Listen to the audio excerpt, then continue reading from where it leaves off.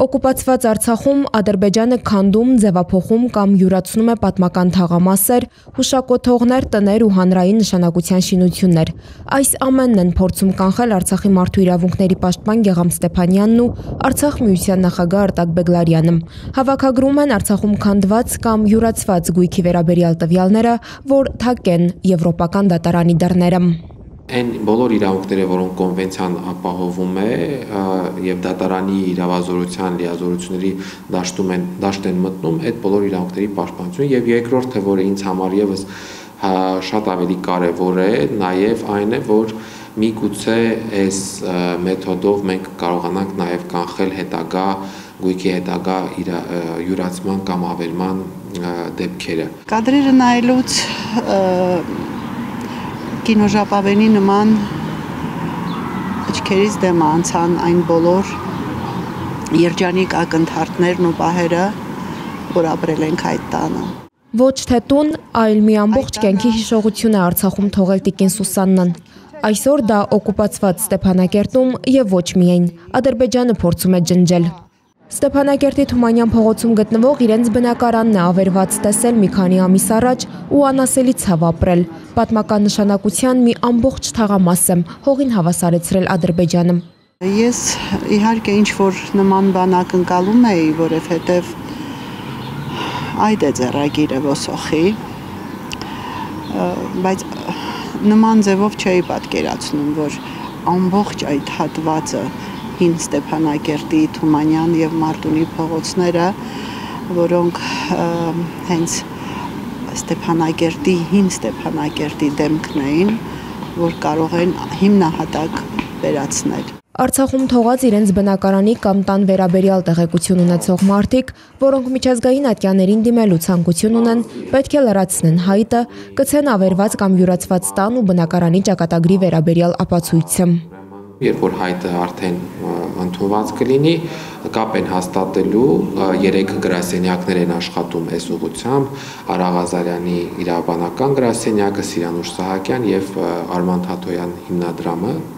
հիմնադրամը, այսինքն այս ինֆորմացիան հավաքագրվում է, իրենք իրականացնում են արդեն հայցերի պատրաստումը եւ ներկայացումը ուրեմն Եվրոպական դատարանին։ Կապ են հաստատելու, որպեսզի արդեն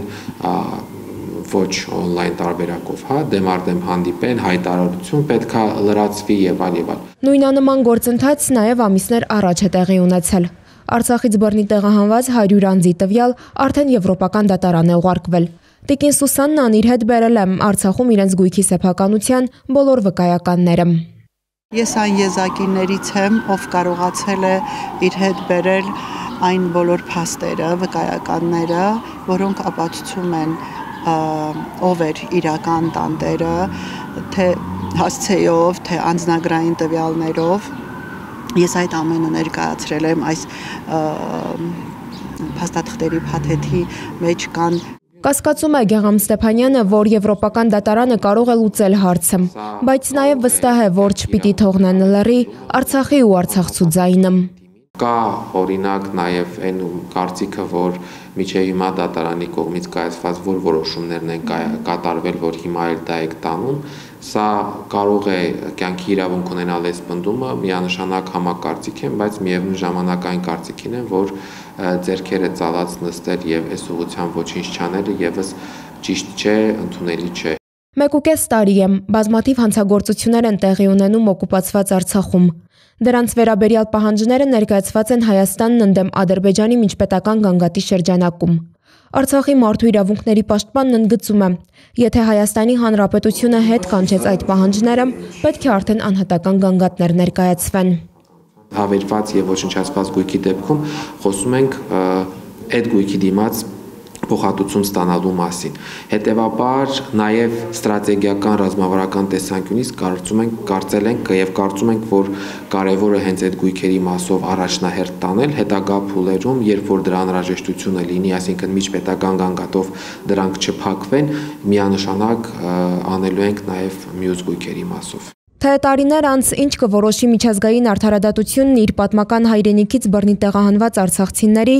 եւ նրանց այնտեղ թողած գույքի վերաբերյալ դժվար է ասել։ Հնարավոր որոշումները կարող են ազդել արցախցիների վերադարձին, գույքի պաշտպանությանը կամ կորցրած գույքի դիմաց փոխհատուցման գործին։